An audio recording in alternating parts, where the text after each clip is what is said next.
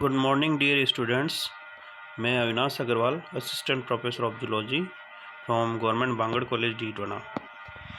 आज हम endocrine system के बारे में चर्चा करेंगे, जिसको हम अंतःस्रावी तंत्र भी कहते हैं।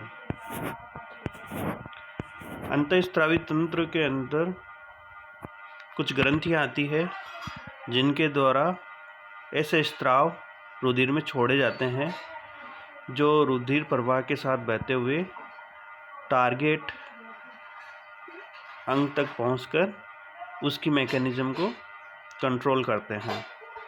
एंडोक्राइन सिस्टम नर्वस सिस्टम के साथ मिलकर हमारे शरीर की जितनी भी मेटाबॉलिक एंड फिजियोलॉजिकल प्रोसेस है उनमें अपनी भागीदारी निभाता है। तो आज हम अंतःस्रावी ग्रंथियों के बारे में चर्चा करेंगे। हमारे शरीर में विभिन्न क्रियाएं हर समय होती रहती है, जिनमें दोनों प्रकार की क्रियाएं होती है, ऐच्छिक क्रियाएं व अनैच्छिक क्रियाएं। शरीर की ऐच्छिक क्रियाओं पर तंत्रिका तंत्र का नियंत्रण होता है। हमारे शरीर में nervous system, central nervous system, autonomous nervous system और पेरिफेरल नर्वस सिस्टम, ये 3 नर्वस सिस्टम होते हैं जो मुख्य रूप से शरीर की जितनी भी गतिविधियां हैं उनका नियंत्रण करते हैं, और ये क्रियाएं बहुत तीव्र गति से होती है। इसके अतिरिक्त अनैच्छिक क्रियाओं पर नियंत्रण विशेष रासायनिक पदार्थों द्वारा होता है, जिसे हार्मोन्स कहते हैं। ये मंद गति से होने वाली क्रियाएं हैं। इनमें कुछ रासायनिक पदार्थ रक्त में होकर वृद्धि, जनन, उत्सर्जन, पाचन इत्यादि उपापचयी क्रियाओं पर नियंत्रण करते हैं। जो तंत्रिका तंत्र है उसके जो कनेक्शंस है वो पूरी बॉडी में फैले रहते हैं, जिनके मिड पॉइंट्स को हम सिनेप्सिस कहते हैं, जहाँ पे एक तंत्रिकाएं दूसरी तंत्रिका से जुड़ती है।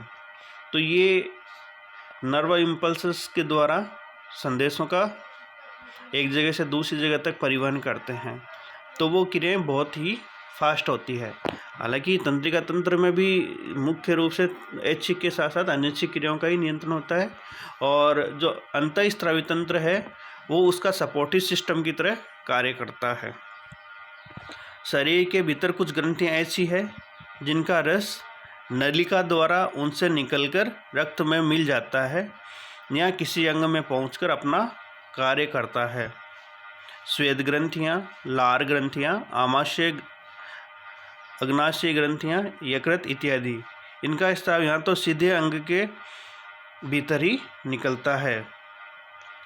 और जैसे मुंह में लार, आमाशय में जठरस, इनका स्राव किसी विशेष नलिका या प्रणाली द्वारा किसी विशेष अंग में पहुँचता है। जैसे पित्त तथा अग्नाशय रस विशेष नलिकाओं द्वारा पकवास से या ग्रहणी में पहुंचता है। अतः अंतःस्राव का कार्य केवल उत्तेजना प्रदान करना ही नहीं है, बल्कि वे शरीर की क्रियाओं को नियंत्रित भी करते हैं। तो हमारे यहाँ पे इस सिस्टम में ये जो अलग अलग ग्रंथियाँ हैं इनके स्राव बताए गए हैं, जिनमें ये निकलते तो नलिकाओं से हैं और उसके बाद में ये रुधिर में मिलके और टारगेट या लक्ष्य अंग तक पहुँचकर अपना कार्य संपादित करते हैं। तो इसमें मुख्य रूप से आपके श्वेत ग्रंथियाँ, लार ग्रंथियाँ, अग्नाशय, आमाशय ग्रंथियाँ आती है, जो ये बहिस्रावी ग्रंथियों के रूप में जानी जाती है, क्योंकि ये स्राव नलिकाओं के माध्यम से छोड़ते हैं।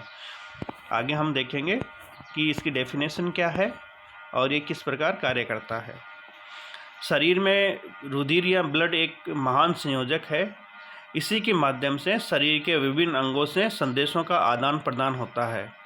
रक्त में एक प्रकार का रासायनिक पदार्थ होता है जो संदेशों का आदान प्रदान करता है। इस स्राव को हार्मोन कहते हैं। ये रासायनिक पदार्थ एंडोक्राइन या अंतःस्रावी प्रकृति का होता है।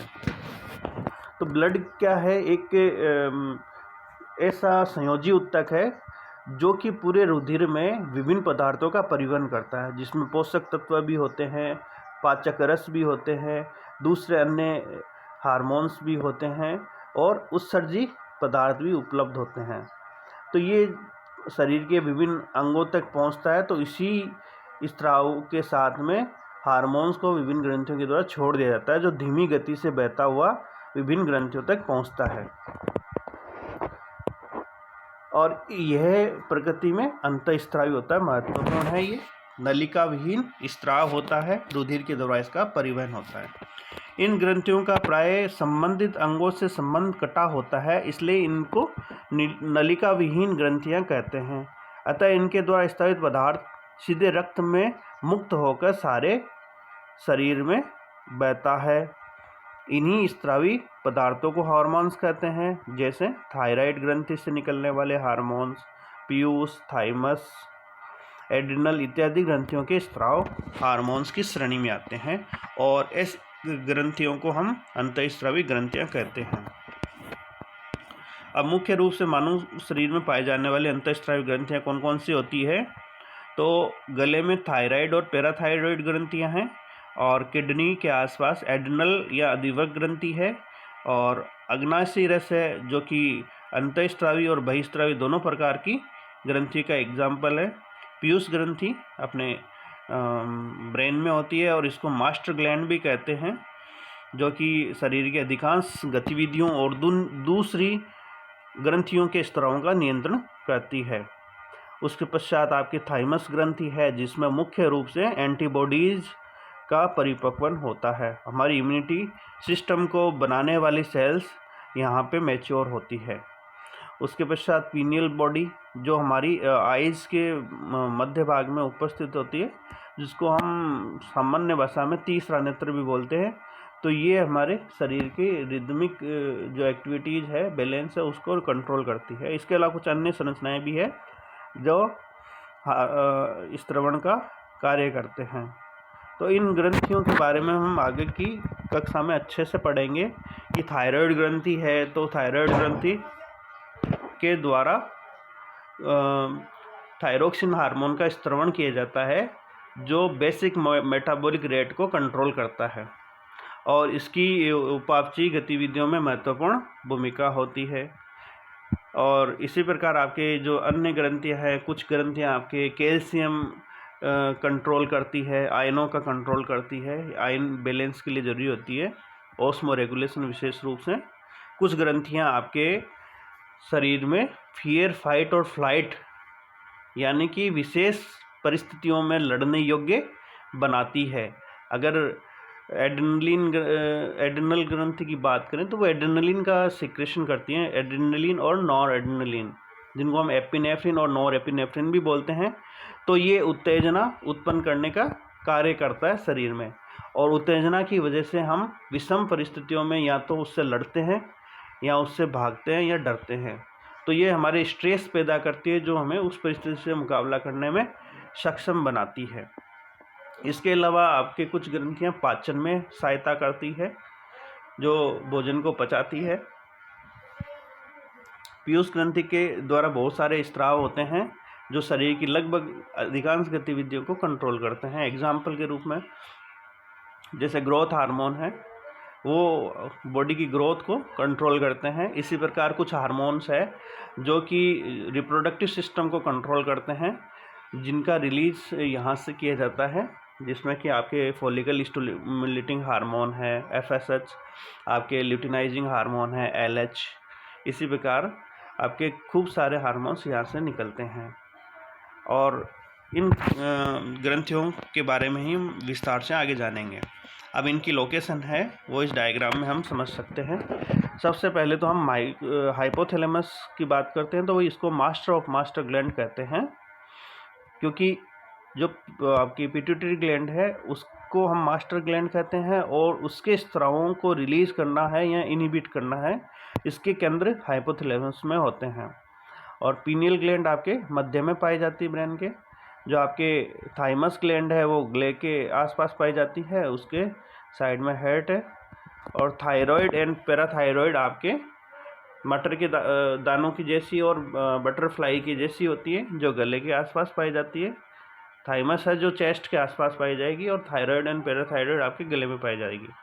एड्रिनल ग्लैंड की लोकेशन हम देखते हैं कि ये किडनी के ऊपर के भाग में पाई जाती है, और पेनक्रियाज को है हम जो डाइजेस्टिव ट्रैक्ट है सिस्टम है उसमें हम बीच में देखते हैं। इसी प्रकार आपके मेल में टेस्टिस पाए जाते हैं, जिनके द्वारा टेस्टोस्टेरोन नामक नर हार्मोन का स्त्रवण किया जाता है। इस प्रकार ओवेरी से आपके फीमेल हार्मोन्स स्त्रावित किए जाते हैं, जैसे कि FSH है, फॉलिकल स्टिमुलेटिंग हार्मोन है, आपके दूसरे एस्ट्रोजन है। इस तरीके के हार्मोन्स का प्रोडक्शन होता है। आगे हम हार्मोन्स के बारे में देखते हैं। तो हार्मोन्स ऐसे रासायनिक संदेश होते हैं जो शरीर के एक भाग से सीधे रक्त में स्रावित होते हैं तथा सारे शरीर में वितरित कर दिए जाते हैं। इनकी सूक्ष्म मात्रा ही विशेष अंगों की कार्यकी को वातावरणीय दशाओं की आवश्यकता अनुसार प्रभावित करती है। तो यहाँ हम देखते हैं कि वातावरण की परिस्थितियों के अनुसार हार्मोन्स का भी कंट्रोल होता है, यानी फीडबैक सिस्टम चलता है, जो दो प्रकार के होते हैं, पॉजिटिव फीडबैक सिस्टम और negative feedback system. Positive feedback system में हार्मोन्स जब रिलीज की जाते हैं तो टारगेट अंग पर पहुंचने के पश्चात वहां से सिग्नल आते हैं कि और हार्मोन्स की मात्रा का स्त्रवण किया जाए, जबकि नेगेटिव फीडबैक सिस्टम में इसका अपोजिट, उन हार्मोन्स को रोकने की कार्रवाई टारगेट अंग की सिग्नल सिस्टमिंग के द्वारा रिलीजिंग ग्लैंड को पहुंचाई जाती है। हार्मोन्स प्राय भोजन में नहीं होते हैं, ये शरीर में ही अंतःस्रावी ग्रंथियों द्वारा बनते हैं। रासायनिक स्तर पर ये प्राय प्रोटीन से बनते हैं और ये जल में घुलनशील होते हैं और बहुत ही सूक्ष्म मात्रा में ये आवश्यक होते हैं, क्योंकि इनकी प्रभावशीलता बहुत ज़्यादा होती है, एक्टिव होते हैं। इनका शरीर में संचय नहीं होता है, ये यकृत तथा वृक्क द्वारा रक्त से जल्दी जल्दी हटाकर बाहर कर दिए जाते हैं।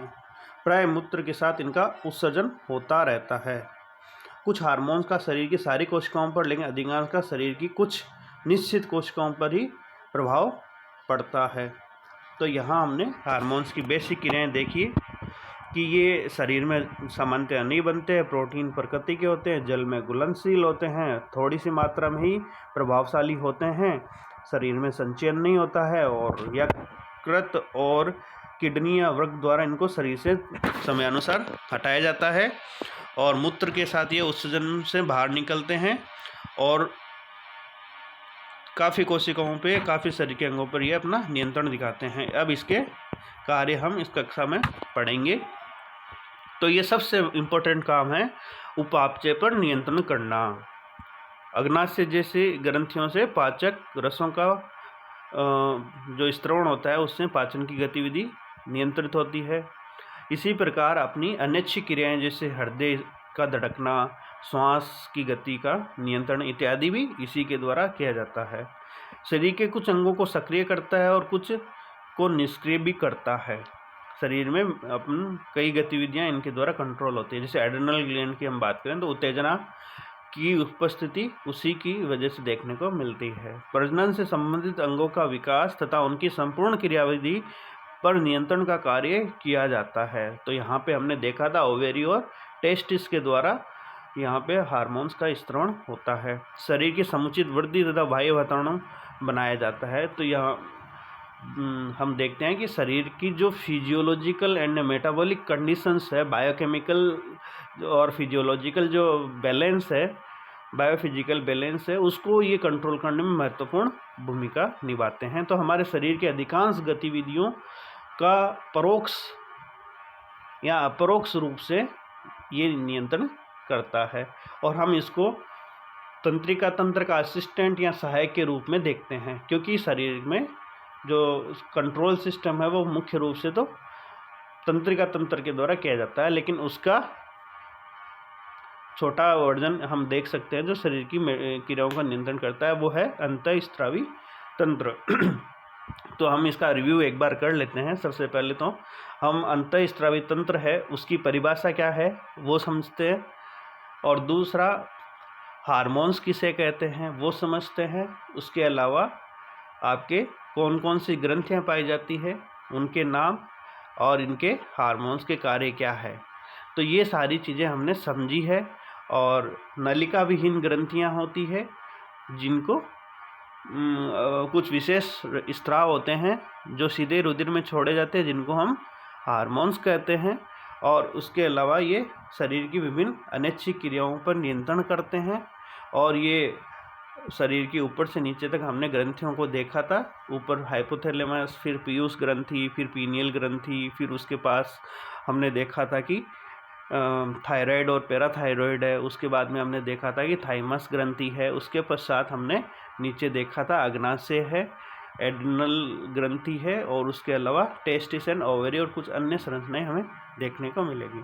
तो आगे की कक्षाओं में इन्हीं का हम विस्तृत चर्चा करेंगे। चैनल को लाइक करें, शेयर करें और सब्सक्राइब करें। धन्यवाद।